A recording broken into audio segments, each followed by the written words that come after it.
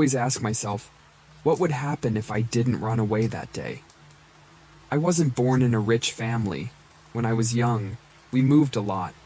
Until when I was 7 or 8 years old, my parents finally saved up enough money to buy a house of our own. It was an aged property, yet its layout and space were satisfactory. On the day we moved in, Mom was excited, and Dad, running his hand along the walls, reassured, "We'll gradually repair and renovate it ourselves. One day, we'll turn it into our dream home." However, since the day we moved in, things started to change. At first, it was the constant arguing between my parents. I couldn't remember all the details clearly. Just distinctly remember Mom's persistent complaints about the house, questioning why we hadn't considered leaving. Later on, Dad's temperament worsened significantly. He started shouting frequently, sometimes even smashing things around the house. And there was always an old newspaper on our dining table. The ink was faded. The paper had yellowed and wrinkled, like it had been soaked and dried out. My parents seemed to be very scared of it, they always tearing it up and tossing it away whenever they saw it. Yet, the next day, it would reappear. I asked my mom about it once, but she didn't answer directly, just said that they had bought a new one. But I noticed the watermarks on the paper were identical each time, never changed. I was intrigued by this newspaper. I tried to read the paper, but all the print was blurred, except for the date. At that time, there was a library in my school with many newspapers from bygone years. Out of curiosity, I made a note of the date on the newspaper and searched for the same issue when I got to school. It wasn't until then that I finally knew the content of the newspaper. It was an article about a murder case. After the killer was caught, he guided the police to the locations where he had hidden the bodies. The newspaper contained a few photos. The killer's face seemed blurry and ghastly, and the pictures of the burial sites were particularly unsettling, causing a shiver to run down my spine and leaving me with an inexplicable unease. A few days later, on the weekend, my parents were going to a distant relative's house for a funeral, and they have to leave me alone at home.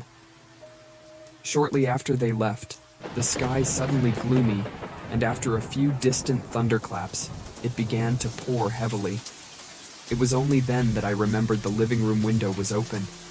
As I stood by the window, I suddenly heard the squelching sound of footsteps outside, as if someone was running through the mud.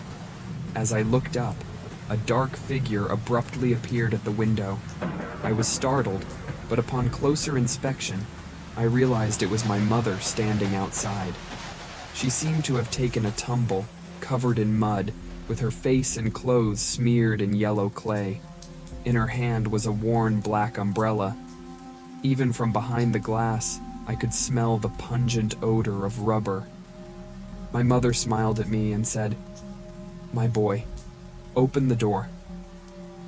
I hurried to open it, but before the door could fully swing open, my mother, in a most unsettling manner, squeezed herself inside, kind of reminding me of a snake with no bones. She still held onto that umbrella after getting inside. "My boy, come with me," she said. In silence, my mother led me upstairs. Although I didn't understand what was happening, I followed her. Upon reaching the second floor, my mother stood by the window, still holding the black umbrella. Then she sat on the windowsill with her feet dangling, and extended her arm and tossed the black umbrella out. Then she began to cry as she murmured, "Rain is a good thing. It washes everything clean." Suddenly a chill ran down my spine, and I felt that my mother's voice sounded somewhat unlike her own. I opened another window to try to see my mother's face. Her body twisted oddly like a snake. Her face was buried between her knees, arms wrapped around her head, hiding her face completely. With her head down, she slowly extended one hand and beckoned to me, saying in a muffled voice, "My boy, come, sit beside Mommy." I started to feel scared. and I have a very strong feeling that this figure wasn't my mother.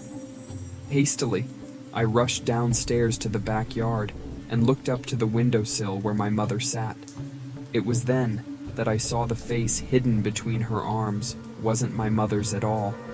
She seemed neither to be crying nor laughing, making strange sounds from her mouth.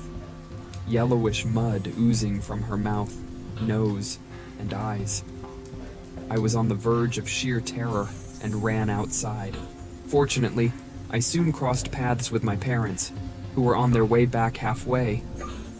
They've heard something in the funeral and rushed back home. The murderer from years ago hadn't confessed to all his crimes. One of the victims, a woman, was buried near our house. When she died, she was pregnant. My parents were extremely frightened after learning about what occurred to me that afternoon. I'm not sure how they managed financially, but we eventually moved out a few months later. As we departed, I mustered the courage to look back at our house. Through the window on the second floor, I saw a mud-covered woman holding a photo of me in her arm, like she was cradling a baby.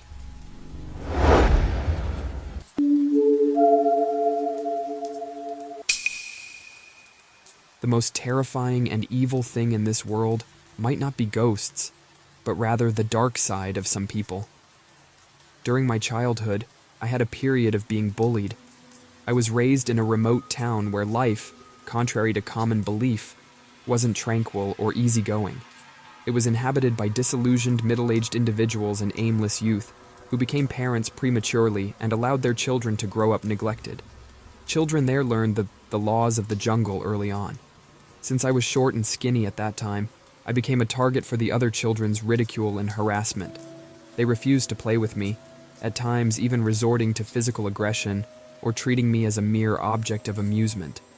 There was another boy named Tim, a year older than me, who also faced bullying.